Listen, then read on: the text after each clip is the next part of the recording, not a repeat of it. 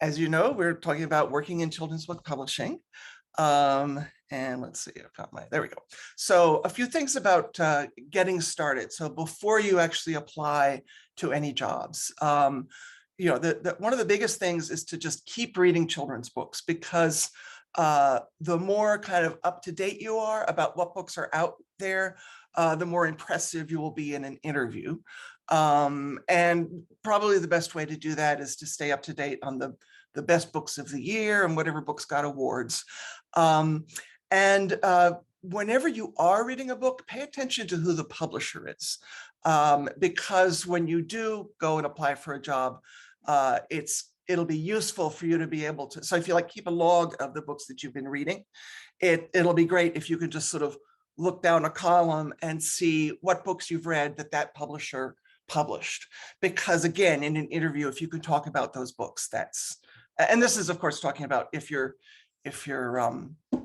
well, even if you're applying for something like part-time or freelance, that's important, but especially if you're wanting to work in publishing full-time. A lot of times, if you're interested in getting into editorial, getting an internship tends to be the best way to kind of get your foot in the door. And if you're staying in Boston, the main places with internships are Hornbook, Charlesbridge, and Barefoot Books. Candlewick also has an internship, but I believe their policy is that they only take current college students. So, and then of course, if you're in New York, there are a lot of big publishers. And also around the country, there are small publishers scattered around. So really, wherever you live, there's a chance that there is a publisher who does children's books somewhere within driving distance. And if you are in Boston and you want to apply for a Hornbook internship on the Hornbook website, you scroll way down to the bottom where there's like a black bar with white type, click on employment, and this is what comes up. So this tells you what you need to know about, yeah, it's interesting. Yeah. So this looks to me, sorry, I haven't read this since they changed things post-COVID, or we're not really post-COVID, but this makes me think that they are maybe now back in the office. During COVID, they actually had remote interns, and the internships nowadays are paid, and they're usually only like 10 hours a week or so. So it is definitely possible to have an internship and also a full-time job, as long as you've got a little bit of flexibility during weekdays. So, and the thing is that, oh, here is resubmitting. The thing about internships is that so many people want to be children's book editors that there's a lot of competition. And especially if you're someone who's older and has some life experience, you may run into the situation where if you got this job, your boss would be younger than you are. And so sometimes younger bosses are intimidated by having older employees. So that's but it's not unheard of either. But the other thing is, if you're interested in working in marketing, which is a very viable possibility for anyone with an ed degree. So, most larger publishers have either a combined department that is school and library marketing, or if they're really big, they may have separate departments for library marketing and school marketing. And for the most part, the people who have those positions are people who already have either an ed degree or a library degree. So, having the degree from the ed school plus, knowing stuff about children's books, especially recent books, makes you a pretty good candidate for that kind of job. Oops. Dear Lolly, I'm sorry to interrupt. Hi, Reese. Because is this for the working in the children's book publishing? Because the time I received that is 11 a.m. and another student of this class told me that it's 11 a.m. Oh, but really? the class that is 10 a.m. So I want to clarify this. Maybe other students don't know the exact time, so they are not here. Yeah, I wonder if there was a misprint in an email. I know that the meeting is yeah. scheduled for 10 and I think Yeah. I put 10. Just to clarify, Yeah, Keisha, do you know? Yes, they're so maybe they don't know the so your exact email, time, the so- actual says 10 a.m., but the Zoom link information is 11.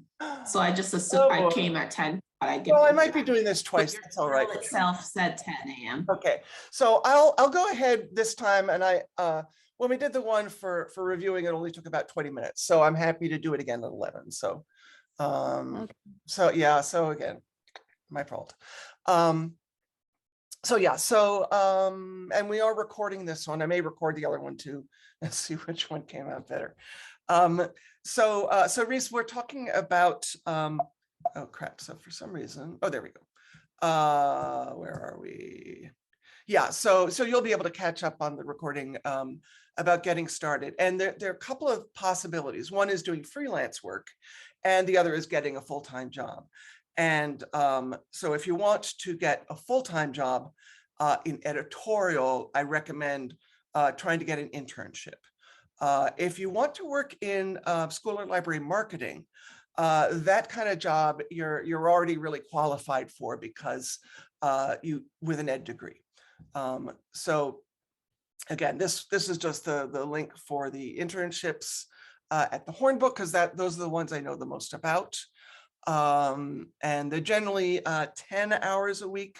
Sometimes they want to make it be 12 hours a week. It all depends on who else has applied and what or who else they might have taken. Anyway, and it is paid, but not a lot. Like I think it's $11 or $12 an hour. So, again, it's just a way to kind of pay your dues and get your foot in the door. And if you make a good impression, and really the best way to make a good impression is to be a good team player and not to grumble about some of the less interesting things you might be asked to do, just sort of get the most out of it. So as someone who's graduated from the ed school, there are a couple of things you could do for freelance work. They definitely use actual teachers to write teachers' guides. And I believe most publishers do pay people to do those. I do know a few past students who are now doing teachers' guides for various publishers. And then, of course, reviewing for review journals is another opportunity. And I did something about reviewing in more depth yesterday, and that recording's on the website. So for full-time work, as I mentioned, internships can be a good way to get your foot in the door. If you're in Boston, I happen to know about 3 sort of places where you can do some kind of meet and greet and learn more about publishing in general. So one of those is Children's Books Boston, Book Builders of Boston, and the Boston Book Festival. And I'll show you a little bit more about those, and I have slides for those. And then I also definitely recommend checking out the Publishers Weekly website. You definitely don't need to actually subscribe to Publishers Weekly itself. It's really expensive. It comes every week, and the majority of it is not about children's book publishing, but they do have a newsletter that comes out every Thursday where they compile information about children's book publishing. And again, if you just make it a habit to keep up with those, after a while, you'll start recognizing the names of editors who work in different companies. And the other thing it does is it will tell you who is a new editor who's looking for new manuscripts, what kind of manuscripts they're looking for. And again, whether you want to write or not, knowing what sort of books this person likes to edit, again, is really good information, because you never know if a job comes open, who you might be working for. So the more you know about the business going in, the more impressive you would look to whoever's interviewing you. So Children's Books Boston is an organization which is run by the Boston area children's book publishers, as well as people from the Hornbook and from the Simmons Masters in Children's Lit program. And pre-COVID, they had gatherings 3 or 4 times a year, cover charge of like $5 or something, free refreshments once you've paid your cover charge.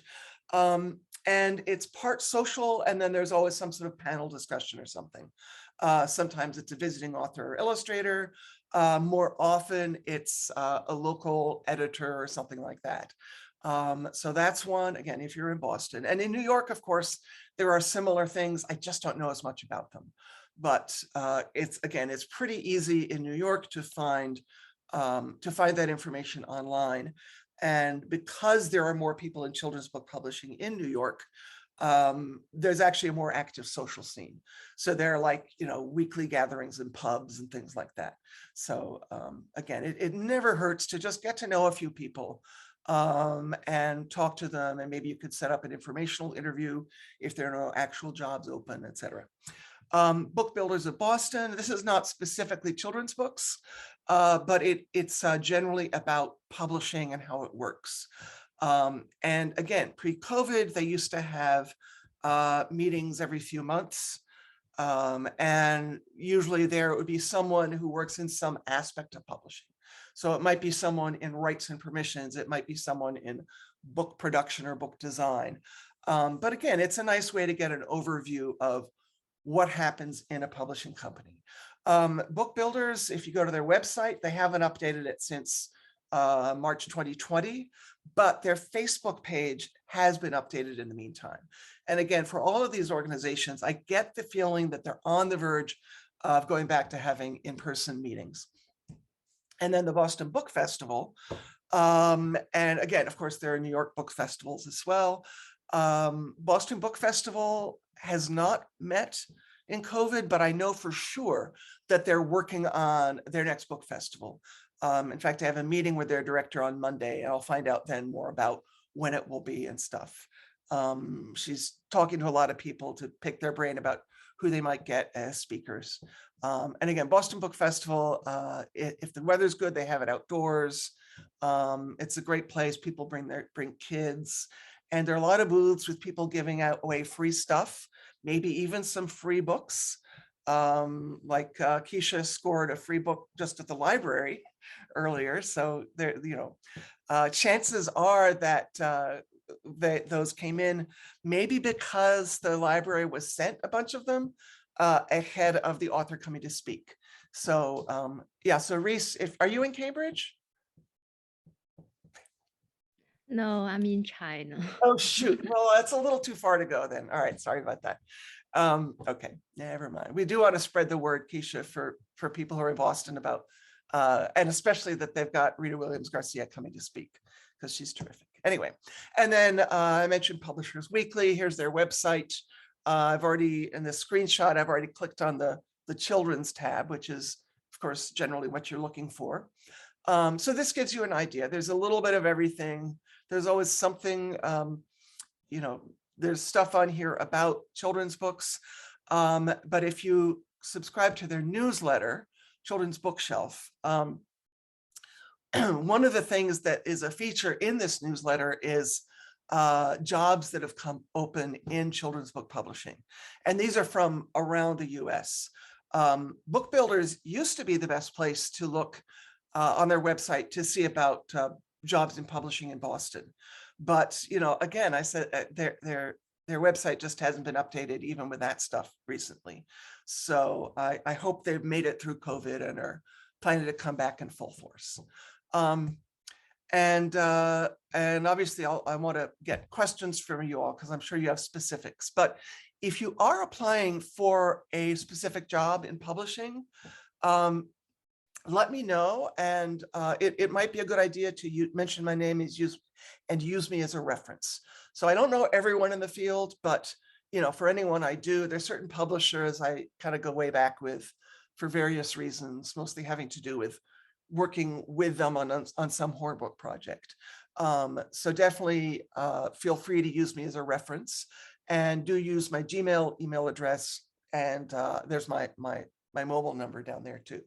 So that's it for the PowerPoints. So specific questions from you guys. I have one. Yeah. I'm wondering about when manuscripts for the books come in, what that looks like, especially with picture books where the text could be, quite like poetry, but very short. And Yes. the evaluation process that might happen when a work comes in. Yeah, so those would be read by someone in editorial. Um, in the old days, meaning like before about 15 years ago, there would be something called the slush pile, which were all of the unsolicited manuscripts that came in. And unsolicited means they weren't brought in by an agent. And those would definitely be read by a junior editor, and who would pretty much pass on anything that looked as if it had any amount of potential. As you can probably imagine, they get a lot of manuscripts, which are stories that someone has written and their child loves it, but it's just too derivative. It's too much like something else that's out there or something along those lines. So yeah, that would be an editorial kind of job. Nowadays, mostly manuscripts are brought in by by agents or by people who have met an editor through SCBWI, Society of Children's Book Writers and Illustrators. And I do think, though, that entry-level editors are still given a bunch of manuscripts to read. And because of the way the US publishing system tends to work, especially like the larger the publisher, the more likely it is that they only want to get picture book texts from first-time authors. Obviously, if you're someone who's already been published, especially by that publisher, they would be sending their manuscript directly to the editor who they worked with before. But if you haven't been published before, then those manuscripts would come in, and people in editorial need to have a good sense of, how to read a picture book manuscript and be able to visualize all the ways it could be expanded by a good illustrator. And if it is accepted, then it will be the job of the editor and the art director to look through and see who they would like to illustrate it. A lot of times the editors and the art directors, would-be illustrators, pretty much all have websites. But the other thing they do that's really important, and it may seem really old school, but they print up actual postcards where one side is, an illustration they've done, and the other side gives their contact information and like their website URL, etc. And what happens is, because these come in the mail every day, and so editors and art directors will sort of flip through them. If there's one that catches their eye, they'll stick it up on a bulletin board. And generally, most illustrators will do this a few times a year. And especially if they've got, more than one style that they might use. And basically what happens is the bulletin board gets full, so they'll take things off of that bulletin board, and then that's where you kind of want to keep sending something new, because you never know what's going to catch someone's eye. So very often, they've already got in mind some illustrator. They may never have even communicated with this illustrator, but they got the card, they looked at the website, they thought, I'd love to work with this person sometime. We just don't have any manuscripts that would be right for them right now. And so one of the things they'll do is when a manuscript comes in, they're actually going to be thinking about whether this might be a good option for one of the illustrators they really want to work with. So it's, it always seems from the outside, if you're the person who's sending that manuscript in or sending the postcard, that it's, a very, they don't get any response. It's easy to think of it as this big company. But the reality is it's a lot of separate people with individual personalities, individual tastes. And that's why you have to kind of cast a wide net if you want to be published. Because you just never know when something you send is going to resonate with somebody. And that, of course, goes for writers as well as illustrators. So, if you, and I know I'm sort of straying into the world of people who want to be published, but I think that's okay, because it really does go hand in hand. So if you are someone who wants to be published, you should never take it personally when you get a rejection. And rejections tend to be, just sort of form letters, form emails.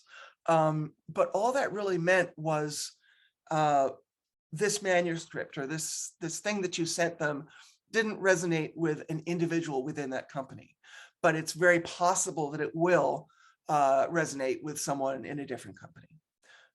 So, because again, just the same way that authors and illustrators need to create books about things they're really interested in, because this is going to be a big part of their life for 2 years. The same is true for editors. They want to come to work and be really looking forward to working with this author and this illustrator and the kinds of things that they could all do together.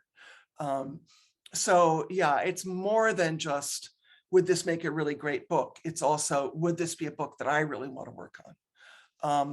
And then the other thing that happens in publishers is that just because one editor loves a manuscript, you're not home free yet. They have editorial meetings where editors will present manuscripts or authors that they would like to work with. If it's a longer book, they may just have a sample chapter. And they have to, win over the other editors. So again, it also, in addition to every book project having a primary editor, it's not unlikely for other editors to also get involved if that seems like a good idea. And especially if a book isn't going very well, and maybe an editor has gotten a little discouraged, and someone else who they've presented the book to will say, well, I'll pick that up. We already have a contract. We already know we're doing it. If you're not invested in it anymore, I'll take that one on. So things do sometimes change hands, or editors will move to a different company, in which case all of their books then, because there's already a contract that says this publishing house will publish this book. So another editor has to step in and see that book through for the rest of it. And then where marketing comes in, a lot of people don't really think of marketing as a viable option. It sounds a little too commercial. But the fact is that in marketing, one of the things that you do in marketing is you're very much involved in deciding what the cover of the book will be. And in marketing, the marketing people are the ones who know the most about social media, and may find themselves helping an author or illustrator who's not really widely on social media, helping them get started with that, giving them advice. And the other thing about marketing is these are the people who get to travel the most. So if you like to travel and like go to conferences, meet a lot of different authors and illustrators, marketing is great. And in general, people who are more extroverts tend to be in marketing, and editors tend to be more introverts. There's certainly extrovert editors as well, but it's really hard to be in marketing and be an introvert because you do have to get out there and talk to a lot of people, and you'd have to be kind of excited about, flying around the country. So yeah. But it's funny, as I've gotten older, I've become a little more of an extrovert. But when I was first starting out, I knew that I shouldn't be in marketing because I found, brand new social situations hugely intimidating. Whereas other people I knew would just swan into a room and talk to whoever they walked up to. Yeah. Other specifics, questions? Or did I even answer? Sometimes I'll start to answer a question, then go off on a huge tangent. I don't even know if I actually answered the question. You did. Okay, good. Thank you.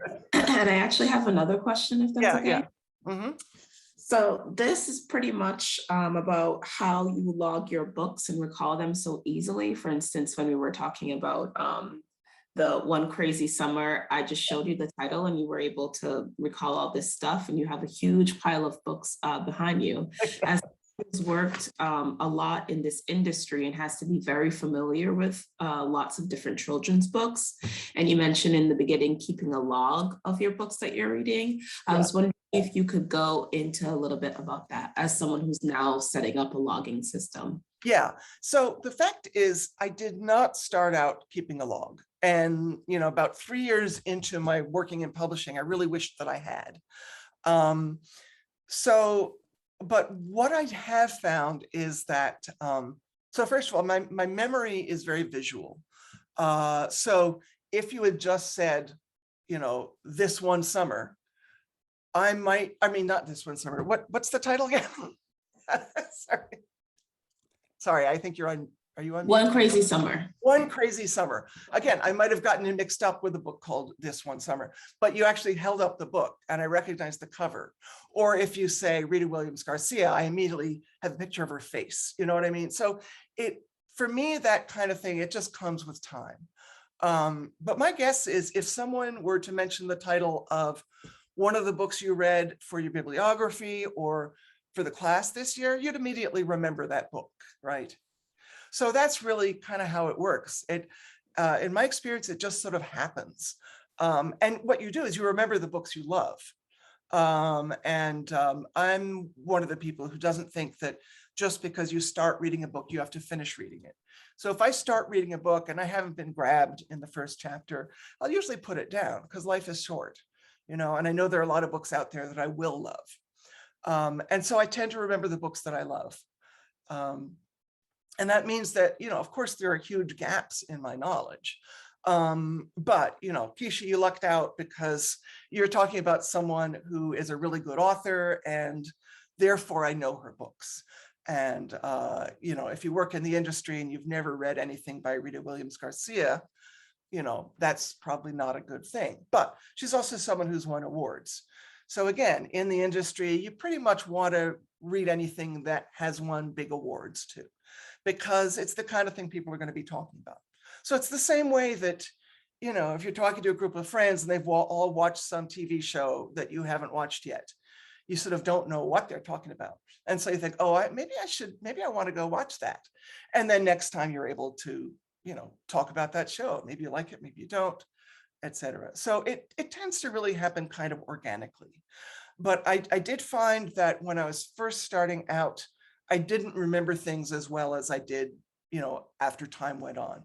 So that's why I wished I'd kept a log, because there would be times much later when someone would mention a book and, you know, I'd say, no, I don't think I've ever read that one.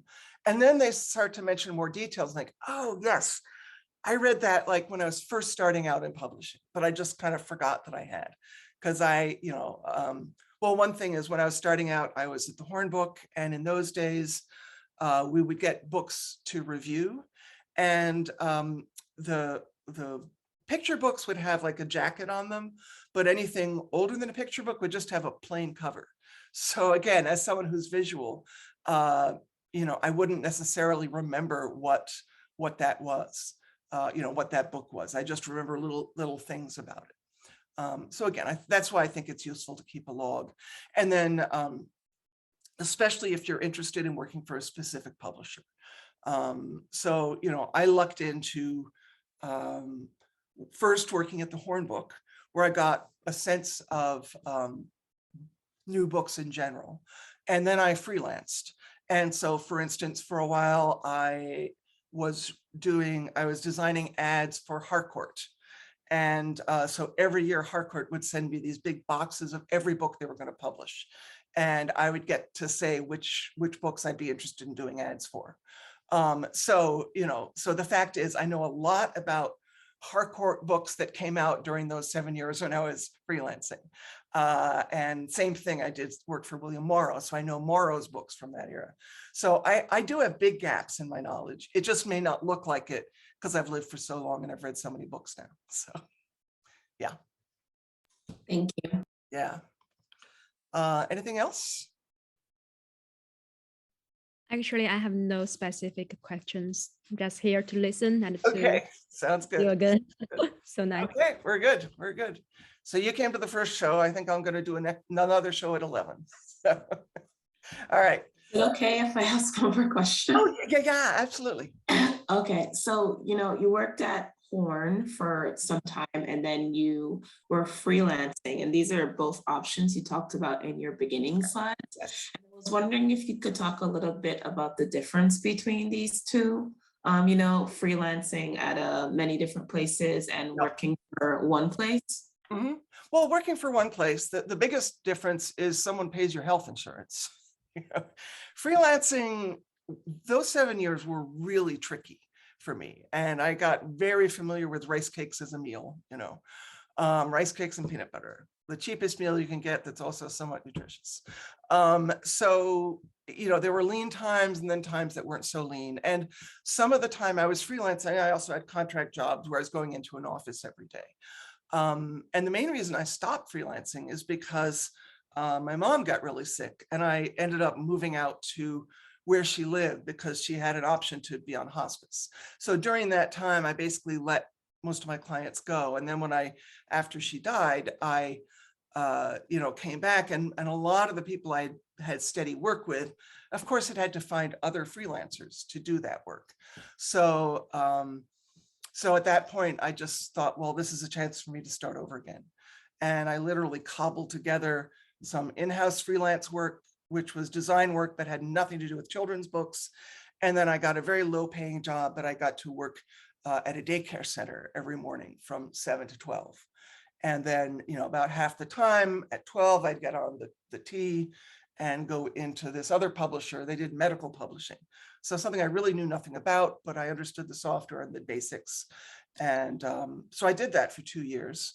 And then the Horn Book got a new editor and I kind of talked my way into being their first in-house designer.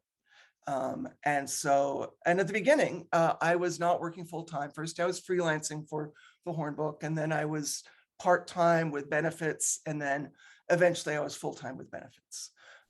So again, it's, financially, it's been a bit of a struggle, but in terms of, loving what I do, there's never been any question for me.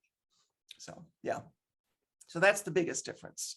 And, you make a lot more as a freelance designer than you do as a freelance like editor or like some of the editorial stuff I would do was William Morrow had a new editor for their paperback division. And she used me as, she had like 4 people. She would send a bunch of books that had gone out of print. And I would read them and write a report to say whether or not I think they should be brought back into print. And that was mostly a question of, is there too much in here that's dated, that's no longer politically correct, all of that kind of thing. But again, that in terms of how much it paid per hour, I would not have been able to pay the rent, but the design work just pays better. So I was able to, to do a mixture of the two, and the design work is what kept me solvent.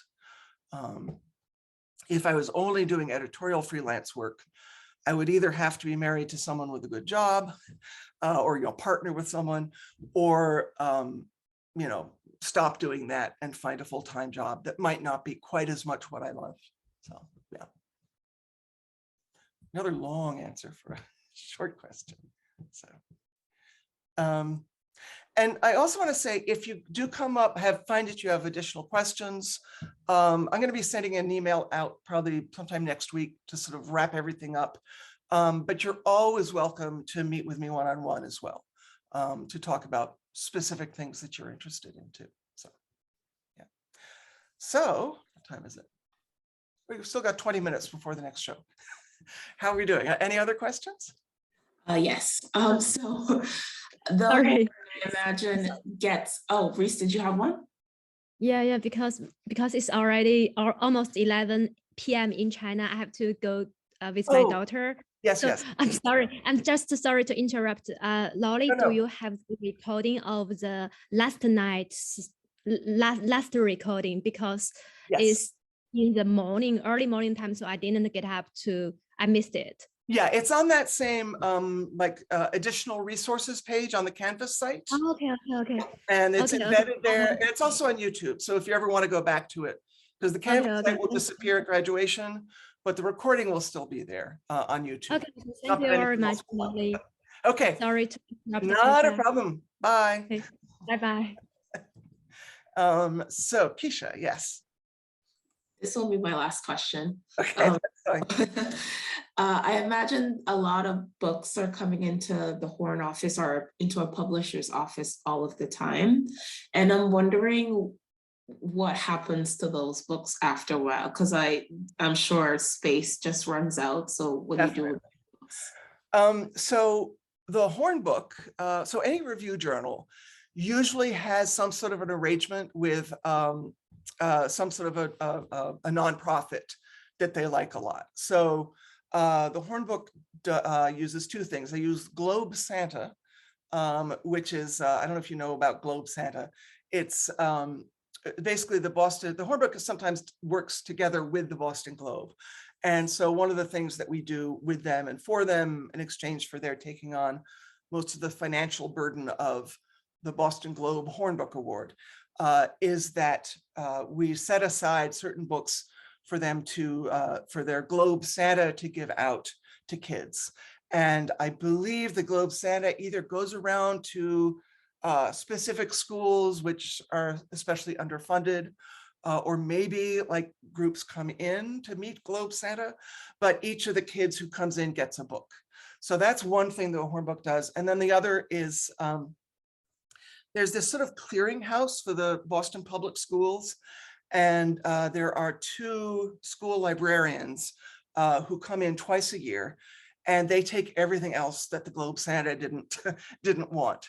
And then what they do is they've got this sort of warehouse where teachers can come and choose free books for their classroom. And, you know, pretty much anywhere you live, there's probably some option somewhere for getting free books or really inexpensive books in that way. You know, provided you're a teacher or someone who's going to share them with kids. So, yeah. Oh, wow, that was really interesting. Okay, good. Thank you so much for answering my abundance of questions. No, I love it. Thank you, Keisha. Okay. Thank you. Bye. All right, have a good one. Bye. Bye-bye.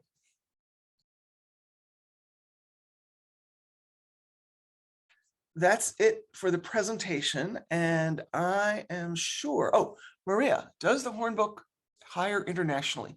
That is a really good question. My guess is yes, for freelancers, because most freelancers, of course, work from home.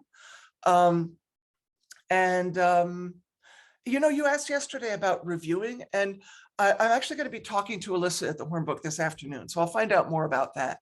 But it occurred to me that because during COVID, all publishers were sending books for review electronically, that they might continue doing that. So that actually might make it possible to also be a book reviewer from outside the US.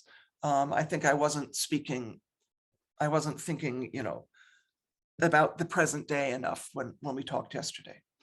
So I am sure there are specific questions. So tell me what you want to know.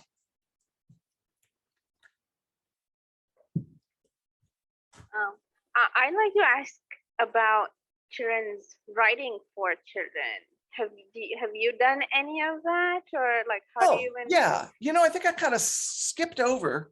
One of the slides mentioned that. Oh yeah, sorry, there was more I was going to say while showing one of those previous slides. So yes, one of the freelance things that you can do is write teacher's guides. So if you have an ed degree, and especially if you've been a classroom teacher or are currently a classroom teacher, the bigger publishers definitely hire people to write those. Again, I don't think you get paid a lot, but generally you get to keep the book that you're writing the teacher's guide for. And that tends to be work for the marketing department rather than the editorial department, because teachers' guides are seen as a way of marketing the book to schools. And then the other thing I forgot to mention is most people, when they think about getting a full-time job in publishing, think about eventually becoming a children's book editor. And that is definitely a possibility. If you do want to go in that direction, that's where I would suggest trying to get an internship, because there are lots and lots of people who would like to become a children's book editor. And that's also, you know, so having an internship and being up on books, particularly the books that are published by that particular company. That's always going to stand you in good stead during an interview, because you can guarantee they're going to ask you what books you've enjoyed recently.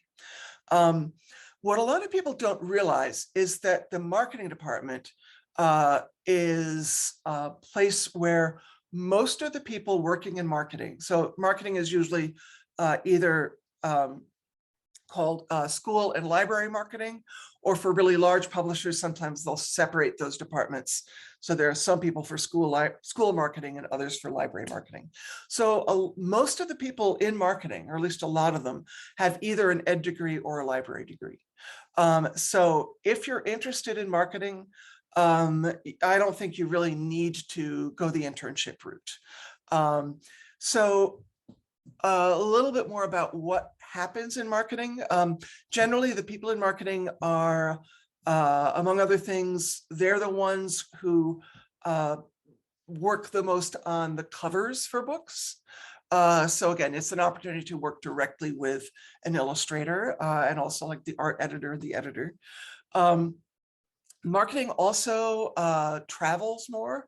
So again, if you like traveling, if you like to go to conferences, or if there's an author making touring to promote a new book, usually someone from marketing, usually a fairly junior person, will go along with them on that trip. And conferences can be a lot of fun, and also a really good way to know about other publishers and meet people who work at other publishing houses. Because most people who work in publishing, they don't work with one publisher and then stay with that company for their entire career. It's pretty common to move around every 2 or 3 years, at least at the beginning. And until you sort of find just the right fit or a job where you feel you can really, you probably have some upward mobility.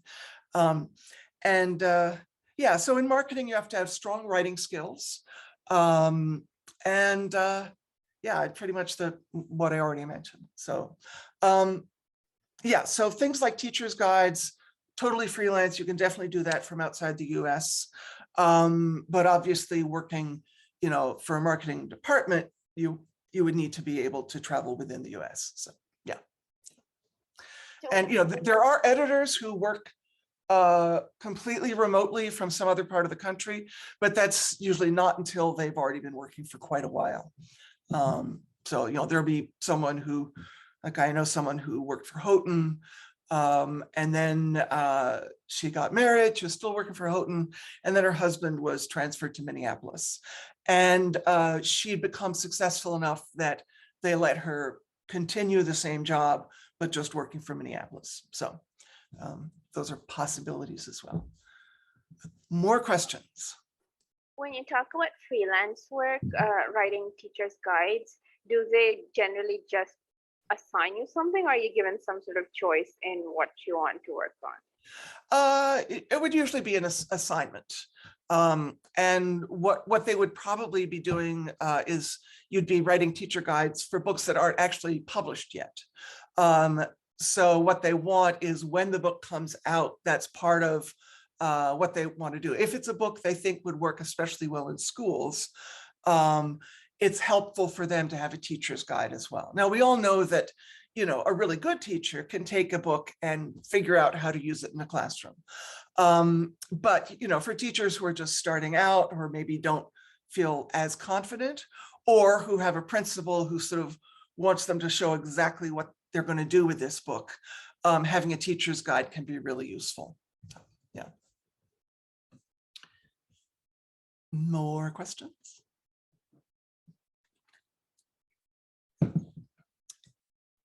Can you just Yeah. can you talk a little bit about the distinction between you spoke about like the marketing department being more of like working on the cover, but I just want to know a little bit more about the distinction between editorial and marketing. Yes. Because the fact Yes. that editorial is what we always hear about, like an editor, and is the marketing a launching pad to editorial, or do you have to go through marketing to become an editor, or and other positions within publishing? Because right now it seems like those are the only two.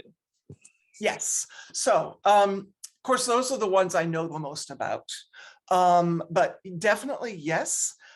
People have certainly been known to start out in marketing and then move over to editorial. And it's usually not the other way around, because a lot more people aspire to be children's book editors than aspire to work in children's book marketing.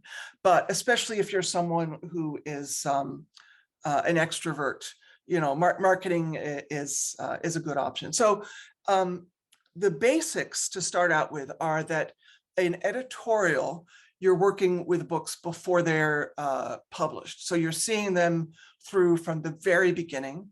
And so if you're a junior editor, one of the things you'd be doing is helping people choose manuscripts. You know, so being the first reader for new manuscripts, and writing reports on those, and so that someone one level up can then look at those reports and decide which ones to read themselves in you know, more thoroughly. The other thing about editorial is that even though there's always one primary editor, they do work collaboratively, and so there are full staff editorial meetings every week or bi-weekly or something, where they talk about the books they're working on. And also, if an editor would like to acquire a book, a manuscript, they need to get permission from the full editorial board as well. So it can't just be their own passion project. There have to be a number of other people in the company who also agree that it would be a good idea. And marketing does sometimes get involved there also. It's sort of the larger the publisher, the more marketing might be involved early on, because they're the ones who have a better grip on how many copies a book might be able to sell. And so in editorial, you're seeing the book through from start to finish. And then in marketing, in general, they'll come in, you know, about a year before the book is actually done, to start looking at, you know, so they look at books season by season. So basically the whole publishing world, they divide the year into 2 6-month increments, and they're called fall and spring, but really it's, you know, books are published throughout the year. But if they fall between, I can't remember, I think they fall between July and January, I think it is, they're considered fall books. And if they fall between January and the end of June, they're considered spring books. So what they'll do is they'll look at all the books they've got on the list for that 6-month period and decide which ones they're going to put more money behind. Another thing that people in marketing will do is nowadays authors and illustrators are pretty much required to have their own website and to have a presence on social media. And not all authors and illustrators are fluent in this kind of thing. So again, sometimes marketing might help them figure that out, navigate that. And also these days, you know, authors and illustrators are relied on to do a lot of their own marketing as well. So other divisions, the business end, the sort of back end, so rights and permissions, so which is sort of the more the legal side of things, they come in very early on, because any time a manuscript is accepted, they have to sign a contract. So these are the people who work out what that contract will be, and they may go back and forth with the author or the author's lawyer or agent. Some agents have a legal background and can you know, take care of looking at contracts as well. And then the permissions part of things is that would be anytime someone wants to use a portion of an existing book, or, you know, the Holy Grail wants to make a movie from a book. Those are the people who get involved with that. So those are sort of the main three divisions. So editorial, which includes designers, marketing, and then business, which is rights, permissions, you know, anything else, you know, that doesn't fall under marketing and editorial. So Can you are you familiar with the salary ranges for each of those departments? Because often you posted some things and I know of positions, but I don't know what would be like the salary range for like a junior editor or starting out or Yeah. someone starting marketing. I do not know because it's a while since I had that information. I assume it's more now than it was when I started out.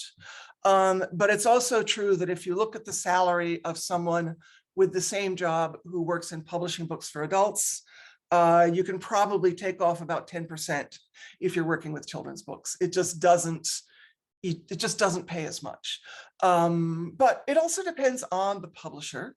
So, and maybe it's not 10%, I don't know. That's about what it was when I started out in the field, but that was pre-Harry Potter. Harry Potter changed everything on the business side of publishing, because for the first time, children's books were making millions for the publisher. And so most children's book publishers are part of a larger publisher that also publishes books for adults. And so one of the things that happened with Harry Potter is, like the person who's overall in charge of the publishing house is almost always someone who came through from publishing for adults. I have to be careful not to say adult publishing because that means something different. So a lot of times they're not really so aware of what the earning power of a children's book can be. And once they became aware that it could be a lot, then they kind of started paying more attention to how books are acquired and how books are marketed. And unfortunately, it also had an effect on the kinds of books that are accepted for publication, because they're much more interested now in making sure that this is a book that they think can sell at least X number of copies. So, back when I was working, the first print run could be, 4,000 copies and that was it. Nowadays, they don't usually want to do that. They want to print, I would say, at least 10,000. So, there are just some books that don't have quite such a wide audience.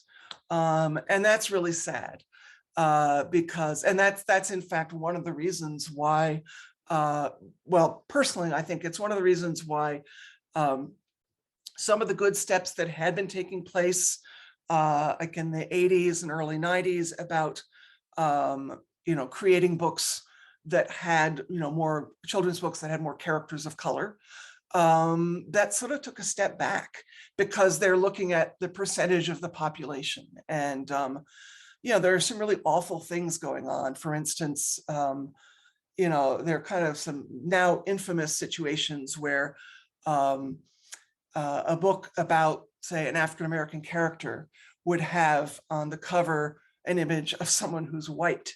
And that's because the marketing department said, well, we know because of the statistics that if there's an African-American character on the cover, it won't sell as many copies. So, so the good news is they cannot do that anymore. People are paying a lot more attention about all of that. And the other thing is that the publishing world is starting to wake up also in terms of who they hire. Because, it's all very well for the whole own voices thing and for, some white editor to be working with an author who's African-American or Latinx or something. But how much better is it if you have editors who also come from those specific experiences? So, so there is, publishers in general are more on the lookout, and they're paying more attention to, the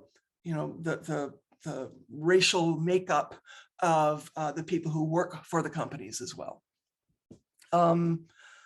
Your question had several parts, and I don't think I've answered all of it. Ashley, can you remind me what else you asked? I was just wondering more about like, the salary range Right. for Yeah. those positions. Because in the past, like 10 years ago, I was told that it was like very low, like in the 20s, 30s. So starting out. I would say that it would definitely be a living wage. But if you're working for a publisher in Manhattan, there's no way you're going to be able to live in Manhattan. Yeah, you're going to live in New Jersey or Queens or something. And if you're working in publishing in Boston, you're going to live in like Somerville or Medford or someplace like that. So I think the best way to get an idea of this is to, I would look at the Book Builders of Boston website to see if they've got job postings pre-COVID. I know they don't have any since COVID, but they might have old listings there. A lot of the time, though, they don't list salaries. They say something, salary commensurate with experience. So, but my guess is there are enough of them that do post salaries that you can get some idea. Same thing with the Publishers Weekly newsletters where they list job openings around the country. There's no question the salaries are higher in New York, but that's also because it's more expensive to live in New York. Even if it's Queens and New Jersey, you just can't live on as little as you could possibly live on in the Boston area. So I think there's still more to your question, Ashley. What else? Nope, I think the thumbs up means we're good. Maria, what about you? Any other questions? I was wondering what kind of advice you have for somebody who would want to write children's books. How do you approach publishers and where do you go? What do you look for? Yeah. So there was one class where we talked about this. I can't remember. Oh, it was class 5. So there is some of that information in the recording for class 5 and that PowerPoint. What most people suggest is that these days, it really helps to have an agent. But, in order to get an agent, you have to already have a pretty decent manuscript. And when you apply, and if an agent takes you on, they will actually take on the role of editor because chances are really good that they're not going to just take your manuscript and go directly to show it to editors. They're more likely to work with you on it a little bit. And really the best place to learn about agents is by joining Society of Children's Book Writers and Illustrators, scbwi.org.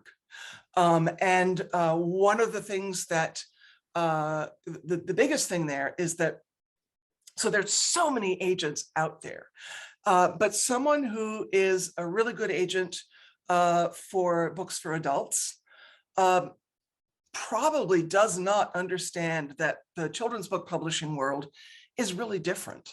The basics are the same, but there are a lot of just like how you deal with people is different. Children's book publishing tends to be more collaborative, less kind of business. It's children's book publishing. You're going to make a huge generalization, but a lot of the people in children's book publishing are either women or gay men. And they tend to be people who are very much in tune to their emotional side, because when children read books, they react to them for the most part emotionally. And so, there's a lot more in children's book publishing that's done on sort of gut feelings. People tend to trust their gut in a way that maybe people in publishing books for adults don't do as much. They're more about bottom line. So if you join SCBWI, you have access to what they call the book. And the book is a PDF on their website, which they update fairly frequently. And that is something that they compile that gives up-to-date information, not only about who all the children's book editors and art directors are, but also who the agents are and which agents are, it's sort of like finding a doctor. Are they accepting new patients or are they all full up? So you find out, who might be your best fit. And there's some agents who deal they only work with illustrators, or they work with picture books, which will be illustrated in an unusual way. And then there are other agents who only work on YA or on fantasy or maybe they don't only work on those things, but they have more of an affinity for one or the other. And then the other thing about SCBWI is that there is quite a network all around the country of people who form sort of social groups, either writers groups, illustrators groups, or just groups who, you know, kind of live in the same general area who get together and talk. And so in any writers group you're in, there's a really good chance that there's a mix of people who have already been published and people who are not yet published. And so, you know, it really helps to, you know, if there's someone in your writers group who already has an agent and they recommend that agent, that's your entree to getting in touch with that agent, because you can say, you know, I'm in this writers group with Sarah Brannon and she said I should give you a call or, you know, send you an email or whatever. So SCBWI is really good for opening some of those doors. There are still some publishers who accept what they call unsolicited manuscripts, meaning manuscripts that didn't come through an agent or sent directly to an editor by someone who the editor has met and said, go ahead and send me your manuscript. It used to be everybody accepted those. And they went into what was known as the slush pile. So for instance, if you subscribe to the PW Thursday newsletter, there's a cartoon series called Tales from the Slush Pile. The fact is, slush piles are kind of, you know, a lot of places don't really have slush piles anymore. But editorial, people who are like new on the job in editorial will always be expected to read manuscripts that have just come in. So yeah. More questions? Other questions? Echoing Ashley's earlier question, like how and how much do authors get paid, and what processes along the way? So this is another thing I do not know. Well, it's a deep, dark secret that way back in the dark ages, I illustrated a picture book. It wasn't a very good picture book. But it was a good experience because it let me realize that I'm much better at evaluating books than at creating them.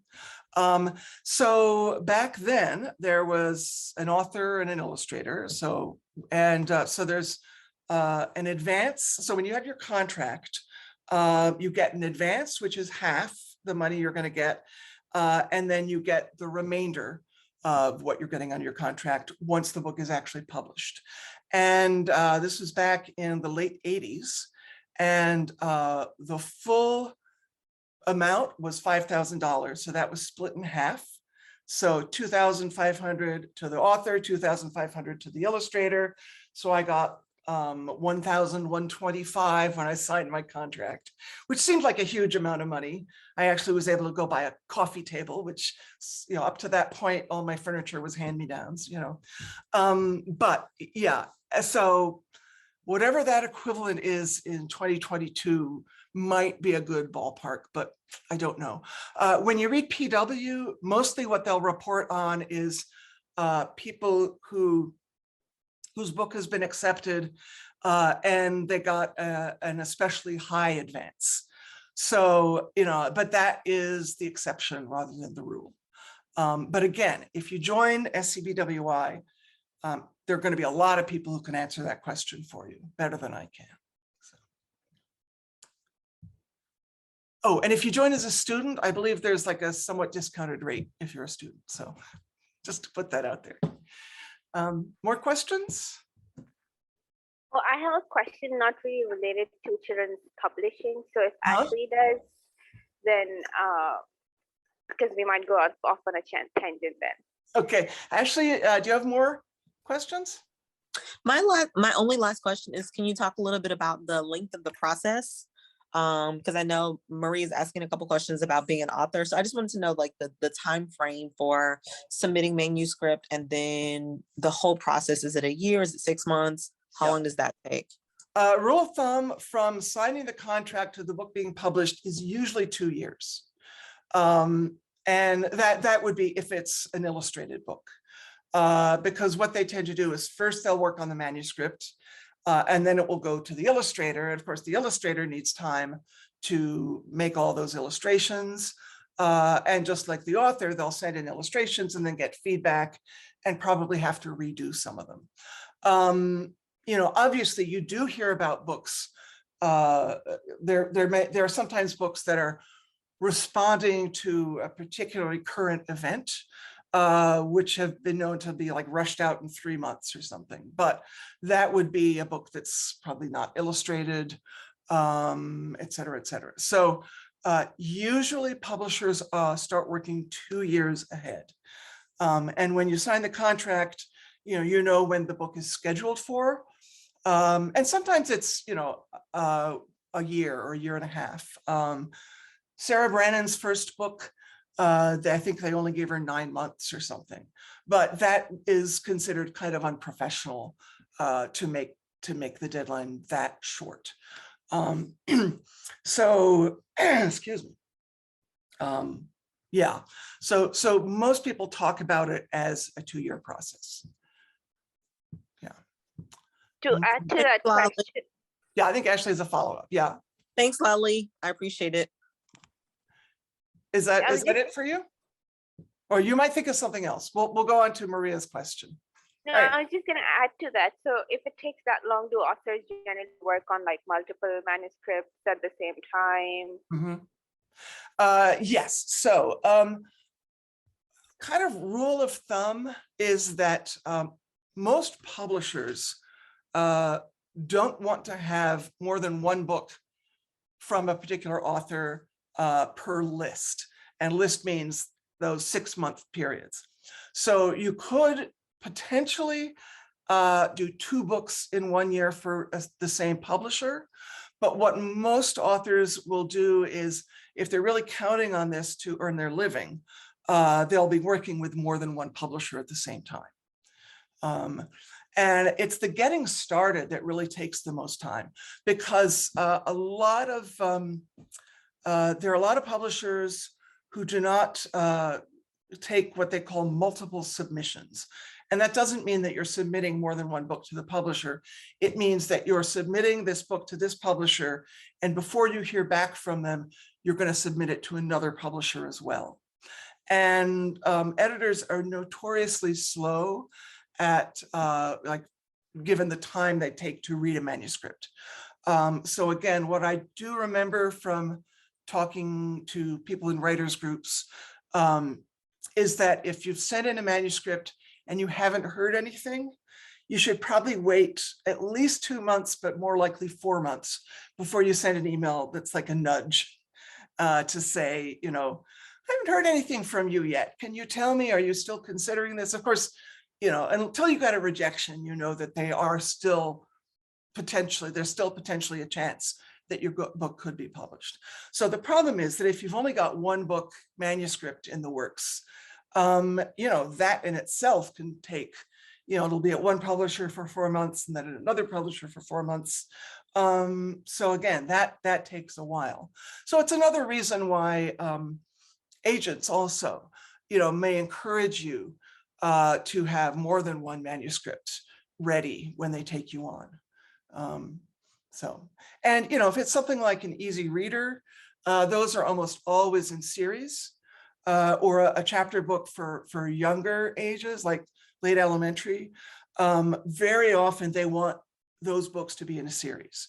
So step 1 is to create the characters, and step 2 is to come up with maybe 3 different plot ideas for 3 different books that would potentially be in that series. So for instance, like Mo Williams' Elephant and Piggie books. I do remember that those actually came out, when they first came out, they were bringing out 2 per season. So in the course of 1 year, he would have 4 books published by the same publisher. Shoot, sorry, I gotta send that to voicemail. Sorry, I got distracted. Yeah, and people noticed that because it was unusual. So yeah.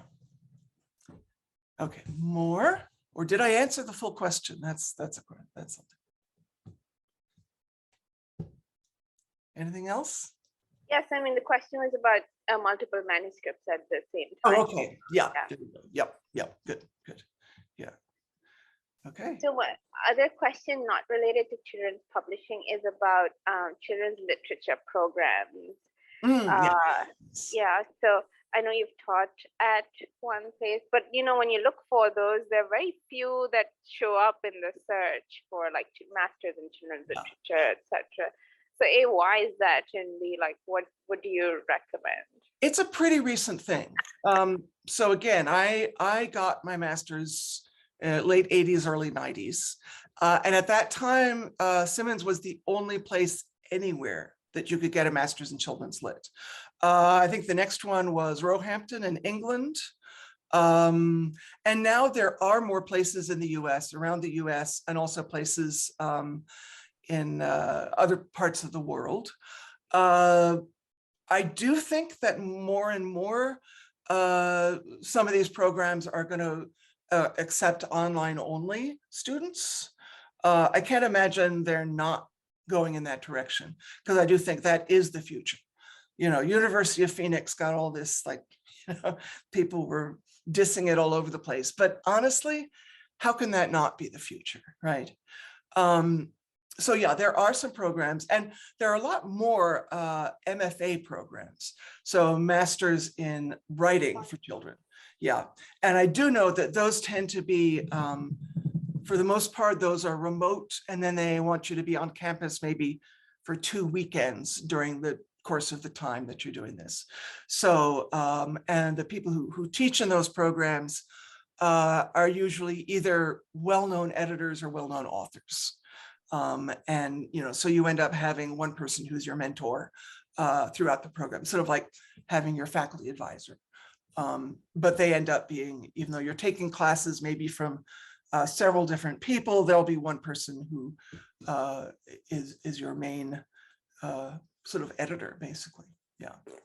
And, and if you can afford to do one of those programs, it's certainly true that there are an awful lot of people who they will finish a book while they're in that program. And, by graduation, they've got a contract for that book somewhere. So it's definitely one possibility if you can afford the time and money to do that. So most of the authors authors of children's books, do they all, or do most of them have a background in literature or children's literature? It runs the gamut, sort of, because I mean, if you look at people who write for adults, same thing there. They can come from anywhere. So, there are people who write a lot of information books for children who come from a science background. The same way in publishing for adults, people who write police procedurals tend to have a background, in as a police officer, that sort of thing. So, yeah. More other questions? I don't have any more, except the only thing I wanted to request is whether you'd be, if you're now free enough to read my picture book paper, because I wrote it back then. I didn't submit it because you were ill and you had to get it to everyone else, and I was an auditor. Oh, But sure. I have it Absolutely. written. Okay. No, if you want to go ahead and send it to me, and I can certainly respond. Yeah. More likely, because I prefer to sort of the face-to-face thing, we just do some sort of Zoom where we talk about it, if that Okay. works for you. Yeah. Sure, definitely. So you're using the same Harvard email or the Gmail? one? Yeah, I do have the Harvard email. What I don't know is whether they're going to allow remote instructors once everyone's back on campus. So I had thought that because I was moving, I couldn't teach anymore. And so it was a big surprise when they asked me to teach this year. So I'm not, so I would say probably better to use the Gmail address, but I know I have the Huxley address, through graduation. So, yeah. Oh, okay, great. Yeah. And I'm planning to come for commencement, so I'd love to meet Good. you there. Excellent. Yeah, I'm still trying to figure out exactly when, but once I figured out my travel plans, I'll send an email to the whole class list to let you all know when I'll be in town. So yeah, good. All right. Thank you so much. Thank you so Sure much for thing. taking out the time for all of us. My pleasure. Yes, right. we really appreciate it. Great. All right. Bye, everybody. Thank you. Bye-bye. Thank you so much.